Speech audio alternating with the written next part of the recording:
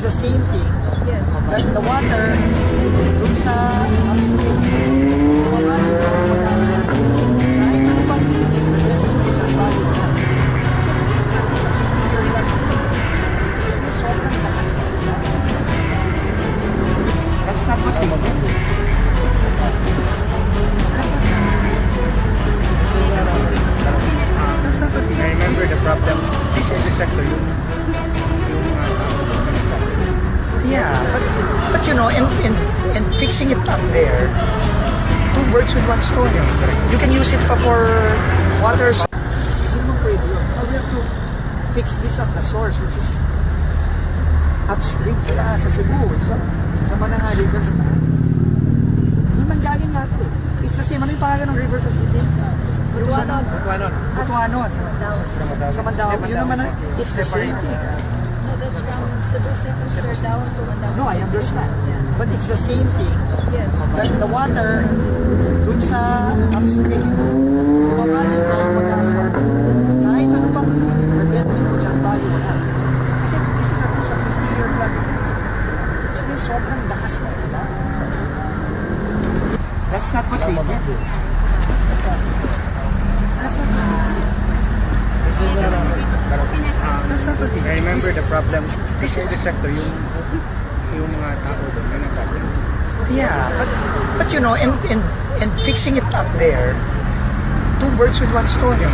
You can use it for water source, and then you can use it to control the water pagka may malaking flood event. But that's not what was done in the last 10 years. All they did was this wall. All they did. And it cost billions. Anyway, no, but well, first things first, we'll clear the roads. We'll clear, just coordinate with DE and RD. Okay. Basta all the resources you need, it's yours. It's yours. And then I'll just talk to Mandaue, district ng Mandaue in Cebu para naman doon sa the other side. Pero RD, paano na lang? We'll distribute na lang the equipment, Talisay and the Mandaue area, sa Batuan River. Batuan River. Noted po. Ganun na lang, distribute na lang. And then I'll brief the president tomorrow. He told me, come here straight eh. That's why I went na today. Thursday night I'm meeting. Yes, and the president I think is coming Friday. We have an NDRRMC ng tomorrow, but I'll report.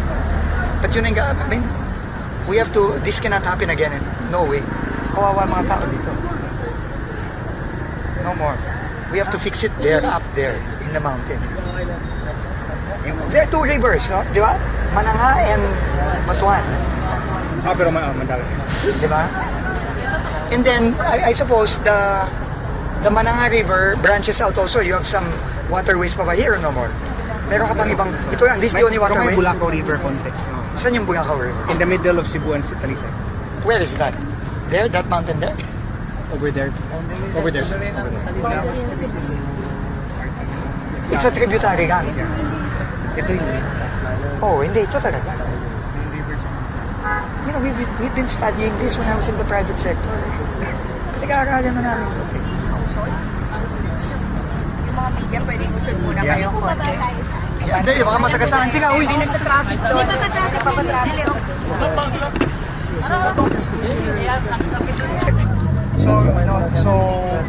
Inutusan po ako ni Pangulong Bongbong Marcos to come here today, to make sure na nandito ako ngayon. So, dumiretso ako dito at pinuntahan natin kagad si Mayor Samsam kasi ito ang isa sa mga hardest hit yung Talisay dahil nasa grabe nangyari dito sa Mananga River.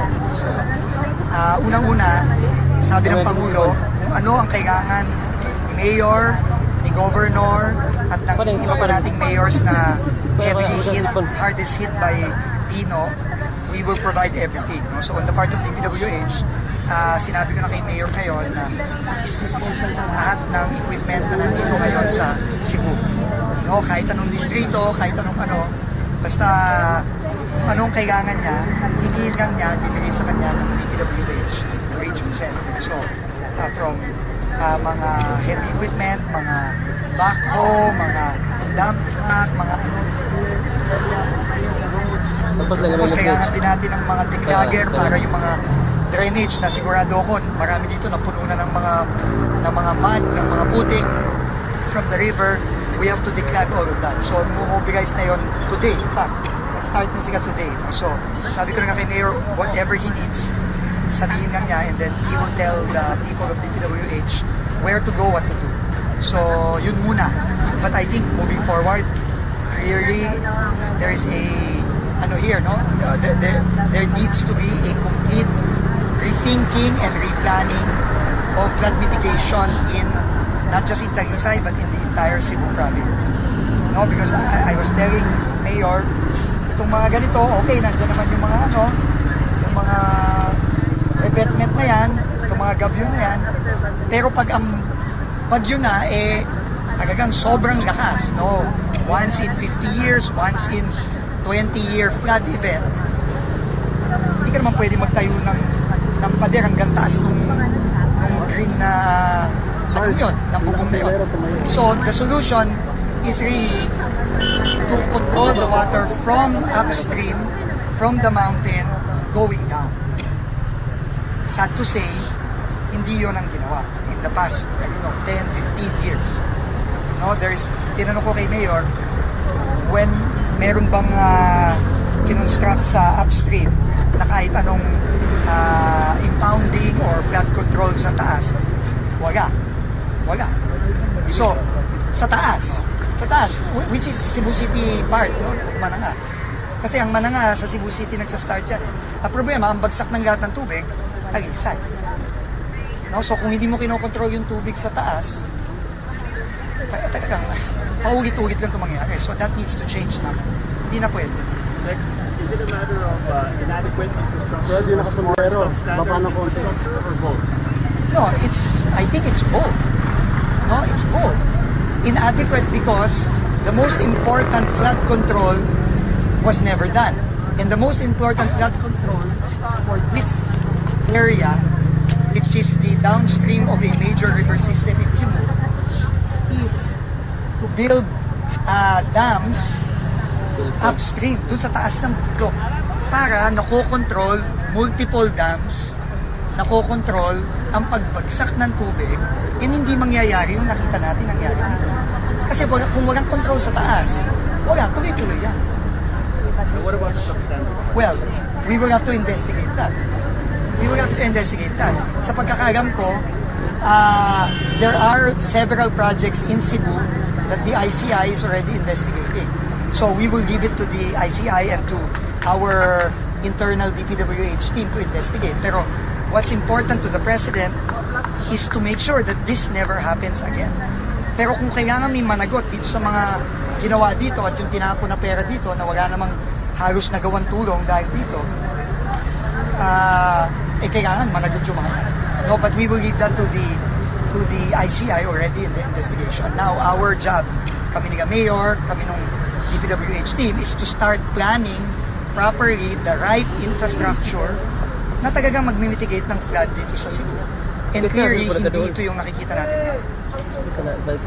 We will have to talk. No? Kailangan planuhin muna mabuti ito. Hindi basta-basta gagawin. So we will have to talk to other agencies, DNR, we will have to talk to hydrology experts. But it should not take long. We have to start building by next year. Bago magkaroon na naman ng panibagong tag-ulan, mauulit na naman ito. We cannot allow, the President will not allow na mauulit ito.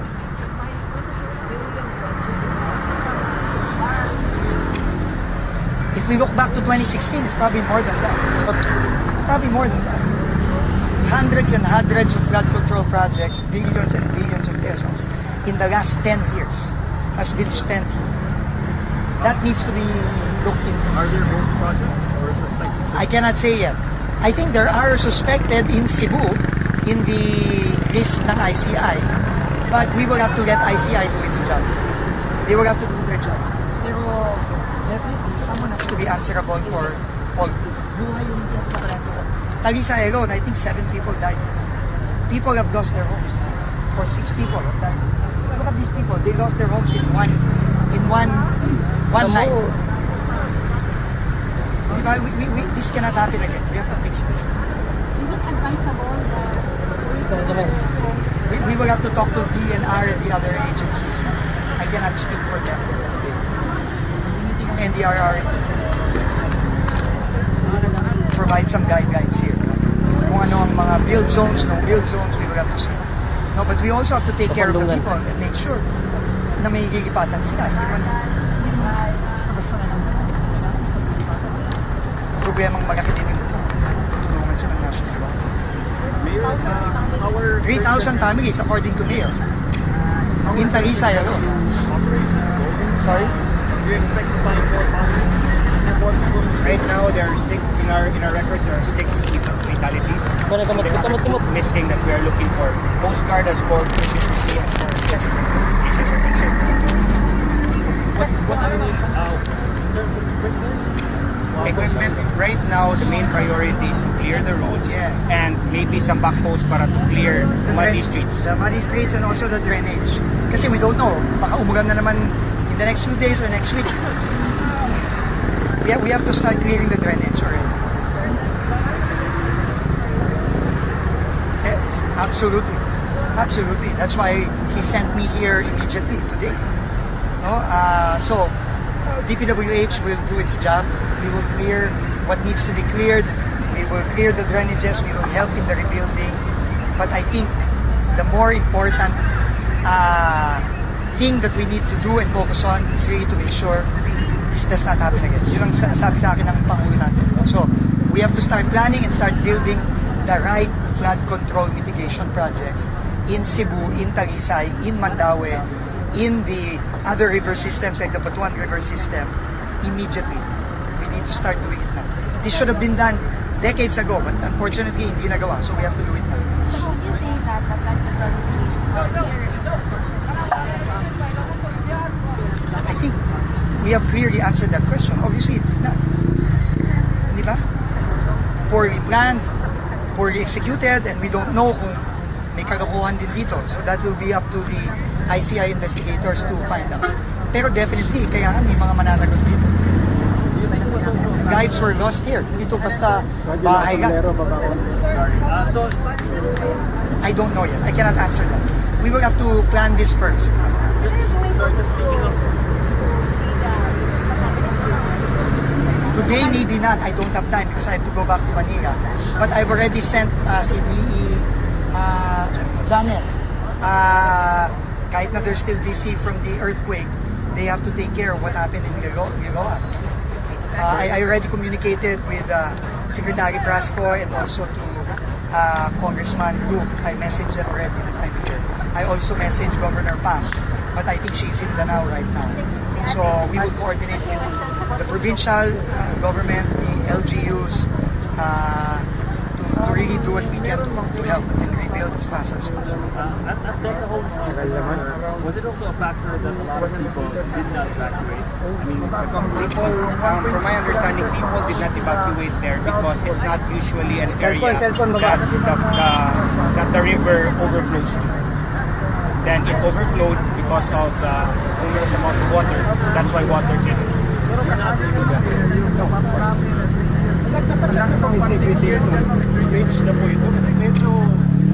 Papacheck natin. Hindi, ganun naman talaga eh. Kasi ang bridges naman talaga may flex eh. May tinatawag silang allowable flex. Pero papacheck natin. Pero ang importante talaga is, you know, we have to do something about how to help Mayor Sam and the people of Talisay rebuild immediately. Nakakaiyak tong nangyari dito ngayon. Dito sa hindi pwedeng paulit-ulit. We're still checking. Yeah, we're still checking. Yeah.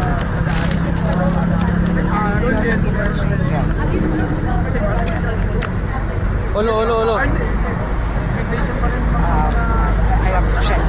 I have to check. Sorry, right now ang iniisip ko yung mga kababayan natin dito sa Cebu at sa Talisay. No?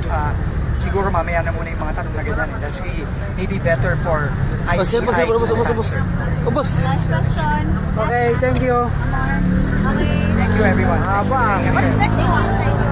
government as well as from the provincial. Yes. Para ma-add yung mabibigay sa tao. So, but right now, what are you? Right now, we're in the process of tallying everything as far as totally damaged, partially damaged, and everything else. Still in the process of tallying, so you don't know exactly how much. I'll know by you need, tomorrow. but- I'll know by tomorrow. Okay. Thank you, Mayor. Thanks. Mayor, Mrs. Spencer, Ang ako na yun is, ako din siya, or in English ka. Right now, as you can see, it was, as Secretary Bill said, it was a flood that came 50 years at a time. It came to a time that water really came back and came back hard. Sir, Can I get your number? there is a question asking you for our report on what happened in the side. There's one of those NGOs that has the leader eye of the As far as I am concerned, we are in the city government, that is DPWH. DPWH made the projects that are in the Manila.